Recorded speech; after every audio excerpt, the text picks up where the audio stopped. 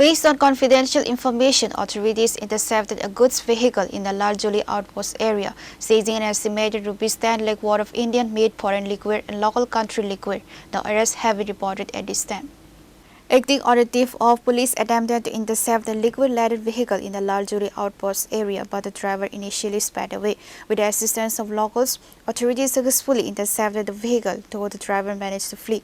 A massive haul of 5,007 bottles of liquid with an estimated market value of approximately ₹10 lakh was recovered from the vehicle. আজকে একটা secret information ছিল কি অনেক সংখ্যক বিলেতি মদ এবং লোকাল মদ আমাদের লালজুড়ি এরিয়া দিয়ে যাবে।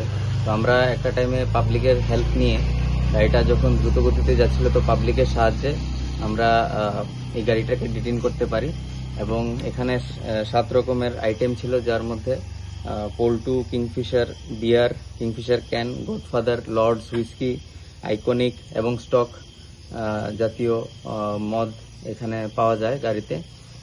যদিও আনফরচুনেটলি গাড়ির ড্রাইভারকে আমরা ডিটেইন করতে পারিনি, বাট আমরা ফার্দার ওনাকে ডিটেইন করে আমরা যা যা লিগ্যাল অ্যাকশন নেওয়ার ওটা নেব। তো ইন টোটাল আমরা 5007 বোটলস সিজ করেছি এবং যার বাজার মূল্য 10 লাখ। Pure Report, Chinikhara.